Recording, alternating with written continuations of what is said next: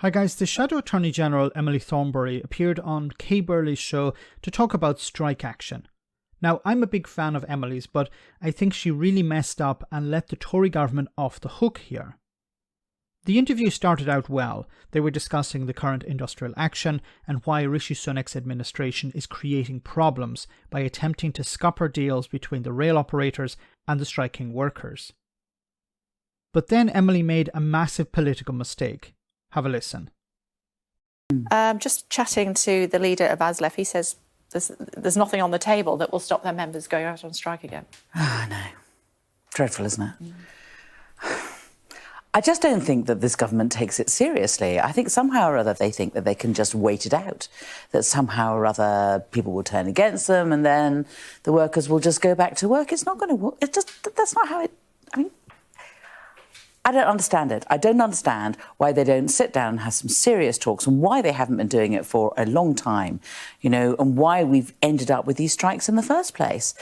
You hear from the unions that they will negotiate with the employers, but they know that the people who are really pulling the strings behind the scenes are government ministers who seem to turn up at the last minute and say, oh, actually, we've got to deal with driverless trains. Or, looks like you two might be getting on a bit too well. We're going to stick this, this problem right in the middle of your negotiations.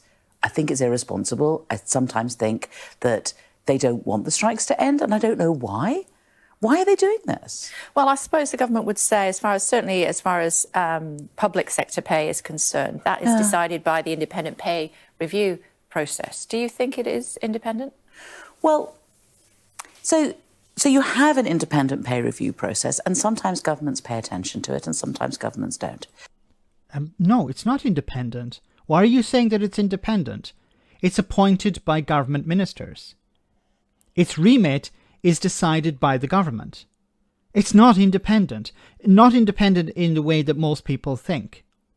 This is what she should have said. She said, no, it's actually not independent. It's appointed by government. And during Prime Minister's questions, Rishi Sunak stood up, and you'll hear it on numerous occasions, the independent pay review body.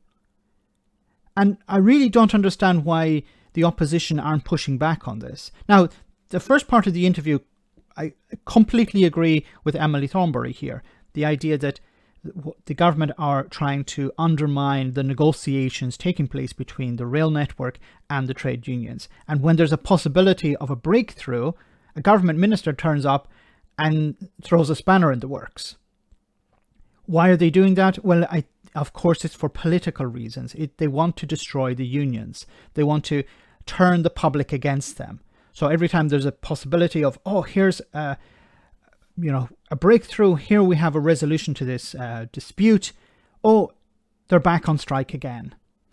And of course, they're going to use that as a political tool to punish the unions, to drive a wedge between the public and the striking workers.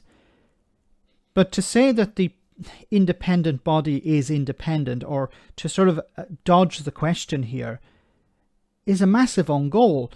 This is something that the Tories have been using day in, day out. The independent pay review body, independent. It's not independent.